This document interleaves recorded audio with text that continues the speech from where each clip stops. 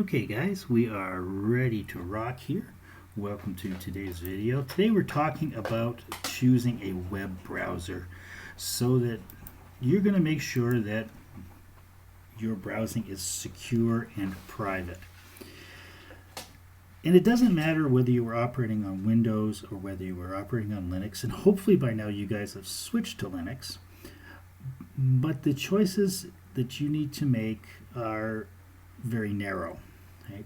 You can no longer really choose a browser based on the way it feels, the way you like it, and expect there to be any privacy in it. Now, the purpose of this is to get you completely away from using Google Chrome. Google Chrome is not on this system. It will never be on this system. Google Chrome is nothing but spyware, right? It's constantly reporting your data to Google, and that is why you get the various ads and things that you get whenever you do use Google Chrome. Everything about Google Chrome is designed to make Google money. That's why it's free. And remember, there really is nothing that is ever free. Open source software is not free. People contribute to it. And if you like a piece of open source software, I suggest that you visit the page where the developers are and consider donating something to their cause. Right? This is how they survive, is through donations and through raising money. However, the term free really applies to the fact that there is freedom in using it. Right? Now, we're going to take a look at the three main browsers that are out there that are okay. Actually, there's four, and we're going to talk about a couple others as well. Now, myself, I use Brave, and we'll get to Brave in just a moment. But I'm going to switch windows here, even though you just didn't see what happened there. I switched workplaces, and I'm going to open what is called the Chromium browser. The Chromium browser is an open source project that comes from Google itself, but it's not like Google Chrome, in which it is piled on top with a whole lot of call home code in it. Right? Now, this is not the ideal browser. Right? I'm not a fan of it. I do use it for certain purposes because I do need multiple browsers. But for the most part, I don't bother with it. Now, as we go into YouTube here, you will see as we go into YouTube that now I've got dark themes set up, and that's because of my vision. You'll see instantly I have an ad. Right? You know, they're promoting their music streaming service, which I wouldn't even consider using. Right? I wouldn't do anything in order to help these people out. Now, here, of course, we have I've subscribed to a few channels in here. Actually, this is opening my Kyusho Jitsu channel. Sorry, I'm logged on here for that as well. Now, I'll open up Chris Titus Tech's channel. He's got a great channel. And we'll just go and we'll give a click. And let's see what we get here when we do this. Oh, we get an ad, right? Vodafone ad. And you, of course, can't skip the ads. So this is what you're basically used to when it comes to browsing the internet. Right, so let's skip the ad, and then we will get rid of Chromium. It's not Chrome, it is Chromium. And we will go to this start menu, and let's take a look at Firefox. Now, Firefox is the browser I actually use to upload for this channel. There's a reason for that. And it just simply has to do with me having multiple accounts and not wanting to have to log in and log out of different accounts all the time. Now, it loads up reasonably quickly. Of course, we are running in Linux and not Windows. And then once again, when we go to YouTube, we're going to have essentially the same experience doing that. Okay? Now, there are no plugins in here or anything like that. I don't arbitrarily load plugins into my browsers, and of course, loading plugins will slow things down somewhat. Now, this is the Digital Wasteland account here. And once again, I've got Chris Titus here, so let's click on Chris's video. This would be a great video if you decide you're going to keep Windows. He's a Linux guy, though, but he does help people with Windows. And we're going to have a 55-second commercial once again. If you manage a team, you have to Right? Yippee. Now, I have issues with Firefox. Firefox has become very, very politically motivated, and they are constantly talking about restricted speech and things like that. Well, that makes me not want to use them for anything really. And I actually will replace Firefox with another browser. There's a couple of other ones that I won't be talking about today because I haven't researched them. But I need 3 browsers on my system. I could use Tor. We're going to talk about Tor. But I have not used Tor for very much except for surfing. All right, so we're going to close down Firefox here. Now, other browsers such as Opera is available here. Opera has a lot of good features. I'm still not a fan. Opera does an awful lot of saving of information, and this is what we're trying to get away from. We're trying to secure you as best that we possibly can. Now, I come up here and I will pop up Brave. Okay, now, this is the browser that I use for everyday purposes, and you can get it at brave.com. Now, when I go over here and I go to YouTube,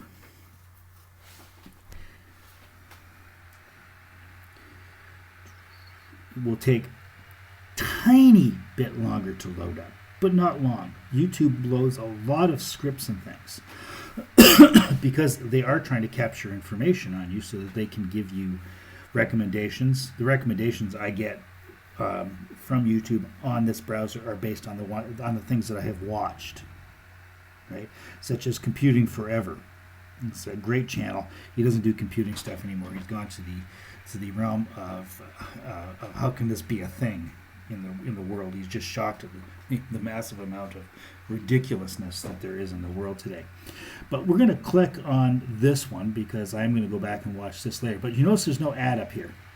And if we come up to the control panel in here, Brave Shields, you can see that it has blocked 6 ads total. And also ad trackers are in there, right?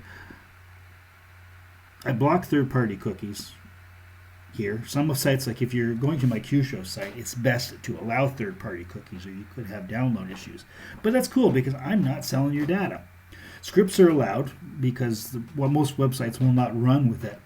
And third-party device recognition is also blocked here. Now YouTube is more interested in ads. So now as I come up to Computing Forever's channel video here, we click it over, bang, we're right immediately into the video itself. Okay? No ads, nothing. Also, you will notice that it is seamless. Now, you can go to some websites, and the websites will cry at you because you're blocking their ads, and that's how they make money. It's your choice if you want to allow ads on those or not. All you have to do is go up into here and change the settings. By default, shields are up. Now, for banking, shields down. Turn off the shields for your banking site, otherwise you will have a lot of problems because the banking sites, well, there's a lot of scripts and things that go on for your security as well. You don't want this type of stuff blocked. Now, it won't compromise your security if that's that way. You just won't be able to get on, right? So that is the thing with the shields being up. You'll have access problems, and you don't really need them because the bank knows everything about you anyways. Right? It's not like you're protecting yourself from anything there. Right? So this is my recommendation currently for the best browser, whether in Windows or in Linux. Actually, I believe there's even a Mac version for it. So if we go here, oops. You can see very, very quickly as we load up the Brave browser download. It upgrades continuously, often, which is an important thing. And their entire mission is the idea of providing some privacy and security on the web. Right? So for everyday use, this is what I recommend. Okay, so we will. I'm not going to bother to actually close that. I'm going to, do this. Now we're going to take a quick look here at Tor. Tor will take a few seconds to load up. It is not the fastest to load up because it does a lot of things. And it doesn't matter what you were operating on, Tor does take a couple of seconds to load up. Now, Tor is a network, and this provides you with massive amounts of privacy and anonymity while you are going. There's a new update available. We'll do the update later on, because I'm not terribly concerned about that for the moment, because I'm not going to do much of anything. Now, this provides a network by which, I'm just looking here. Here's your security level standard. Now you can go into advanced security settings here, and there's a whole lot of stuff you can do. As you can see here, you can set your security level. For standard web browsing, that is fine. If you are going into the deep web, it is much, much better to click down here, right, and eliminate anything such as JavaScripting, etc. Now, this provides anonymity because it is a series of nodes, as they are called. So right now, when I reach out, I am hitting another computer that is a node, and then that goes to another node, and that goes to another node. Now, I believe it is 3 deep for standard, but what that does is that hides your IP address. So if you're doing things that, perhaps might be dangerous to you, it's a very, very good idea to use this. And an example of a place where I would personally use this if I did it, if I was someone who was really into games, video games, I would be using the Tor browser nonstop as I was researching this, because it is going to do the very best job of protecting you and keeping you anonymous. Now, you can see here I'm on DuckDuckGo. I'm just going to change the theme here because that's really bugging me. So let me take a second. Dark theme, save and exit. Thank you. Okay, now we're back here. Now, if you look up at my address bar, right, it's not duckduckgo.com. I am on the Onion network, so this is actually the deep web version of the DuckDuckGo website. Right, I have that there by default because I can search into the deep web via this, where I cannot do it if it's at the .com address. That stuff is blocked out for me. Now, let me see, show my bookmarks here. I don't actually have anything really in the bookmark section here. Oh yeah, here we go. Here we have the hidden wiki. I believe this is the real thing. See, the hidden wiki has moved. And this is one of the things that, maintenance, sorry. This is one of the things that is interesting about this. Again, you'll see we have an Onion address, is these sites will move themselves all of the time because they need to. Okay? So if you're considering doing anything in the deep web is wonderful for information. All right. It operates and reminds me far more of the days before the World Wide Web, when you were using Gopher for information rather than using a web browser. But searching down there is difficult because we were dealing with unindexed information. Right?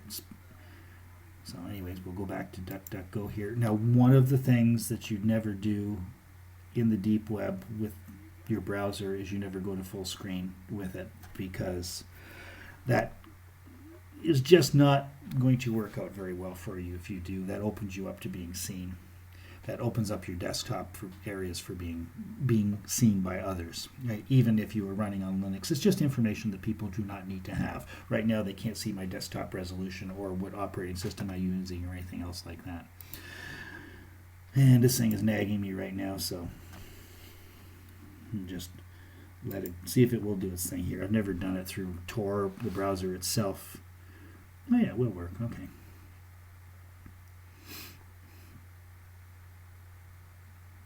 Now, being that it is the Tor browser, that is going to be legitimate because it is comparing PGP keys as it is doing this thing here. Right? I'll restart this later, and then we will close her down. Now, that noise you're hearing is something that Windows is stealing now. These are workstations.